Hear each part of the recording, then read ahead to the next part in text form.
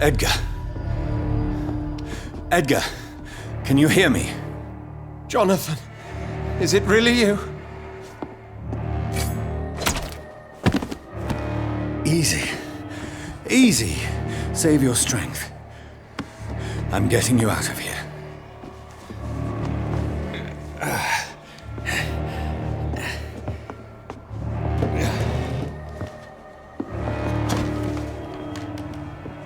Don't try to spare me.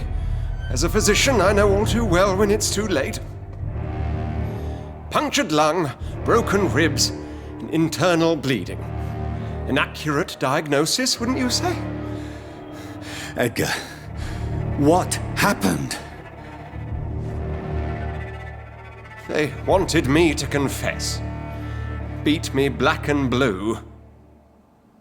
Geoffrey McCullum ambushed me at the Pembroke hospital. He was convinced you and I were responsible for the Skal epidemic.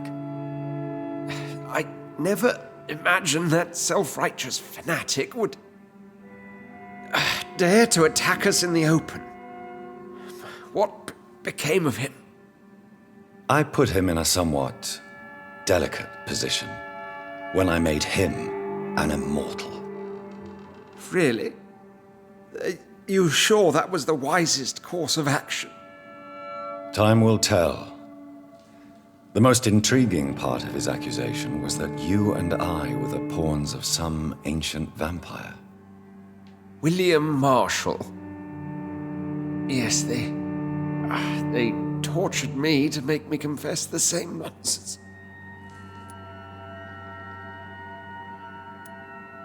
I think you're hiding something, Edgar. What do you mean? William Marshall, for example. You speak of him as if you know him. How is that? Jonathan, I cannot say I'm ready for another round of questions.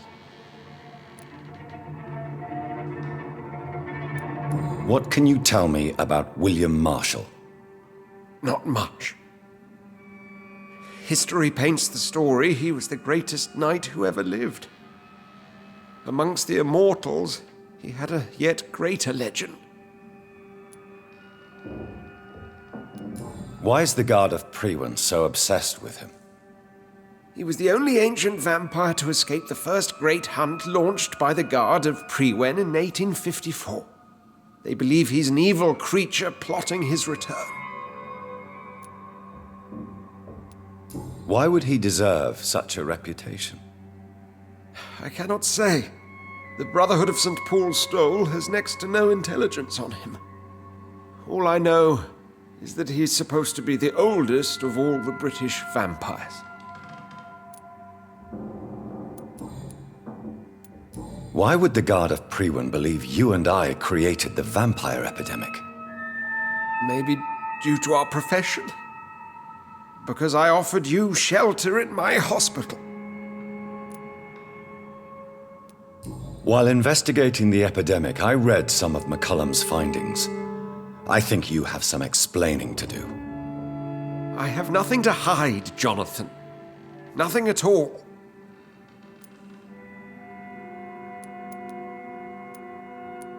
Do you know Doris Fletcher's real name? No, I'm afraid not. Her real name was Doris Jones.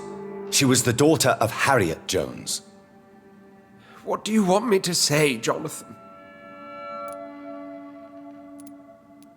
Do you remember when we suspected Sean Hampton of killing Harriet Jones? Yes. The terrible episode that came as a shock to us all. Harriet Jones faked her own death. When I found her in the sewers, she confessed she wanted everybody to pay for what happened to her. That woman was extremely bitter, full of hatred and festering anger. Doris Fletcher visited her mother at the Pembroke hospital. That's how she first got infected. I know nothing about that. Miss Fletcher once came to visit the sick. That is all I know. No, Edgar, there is more. Doris Fletcher was Harriet Jones's daughter. They exhibited the same symptoms: blind hate and strong physical mutation. What does this sad story have to do with us?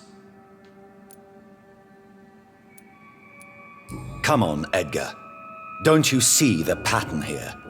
The epidemic, the link between Doris and Harriet, the suspicion of McCullum. How could I? I never saw Harriet Jones again after she fled the hospital.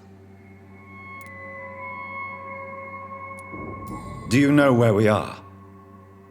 Doris Fletcher's theatre. This is where that hateful creature plotted to spread the epidemic across London. I only briefly met Miss Fletcher once when she visited the Pembroke hospital.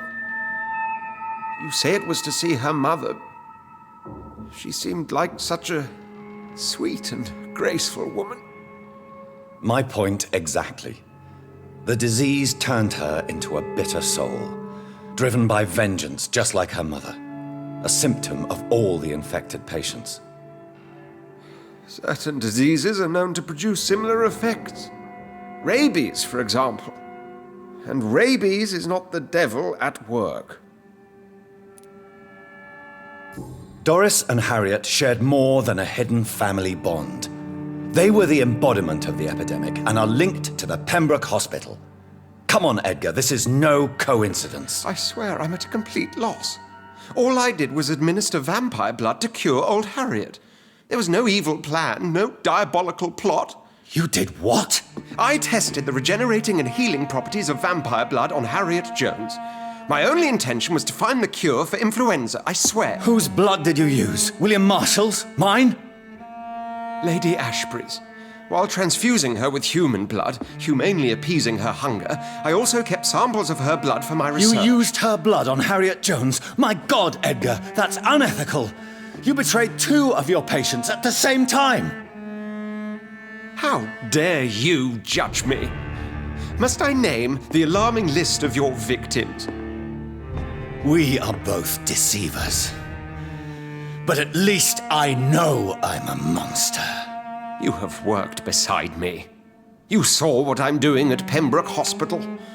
Jonathan, you know I'm not an evil soul.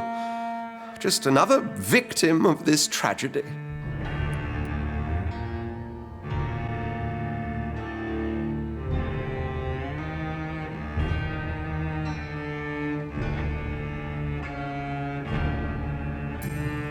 Yes, Edgar, you're about to die. I won't say it's fair, but I can't say you don't deserve it. Your words hurt deeply, Jonathan. They come from a friend. I helped you, remember? Yes, I remember. The second I saw you in that bar, I knew we would accomplish great things, you and I. I thought you were a vampire, till you brandished that cross.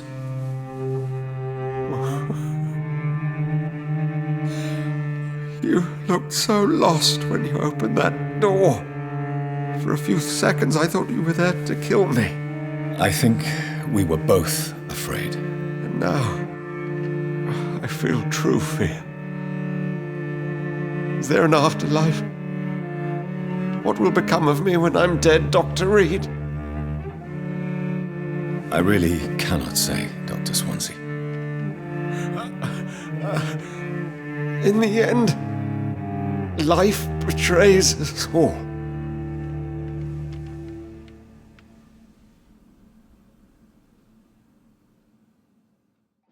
Edgar is no longer in McCullum's grasp. I resolved that matter. Where is our good friend now? Is he well? He was mortally wounded. I put an end to his misery. That is terrible, Jonathan. And yet you did what you must. The poor man. Edgar Swansea was responsible for the Skal epidemic, Elizabeth. It was he who unleashed the deadly scourge upon London. What? Are you certain? This is the most terrible accusation of all. He confessed everything to me. He sought to cure the disease, to exploit vampire blood to stop the epidemic. But he unwittingly gave birth to a catastrophe. All those poor victims. How could he do it? What happened?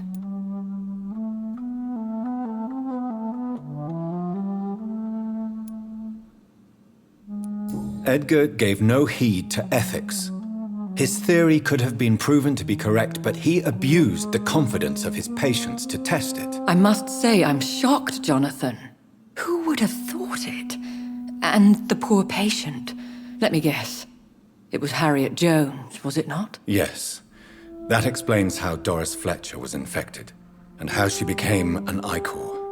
She secretly visited her mother at Pembroke. Then we have no choice. We must act quickly, Jonathan. We must return to the sewers and put an end to the threat poor Harriet embodies. I have one more matter to discuss with you.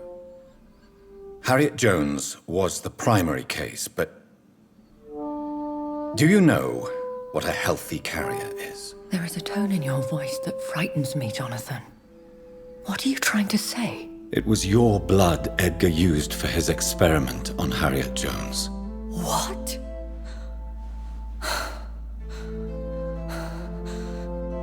No. No.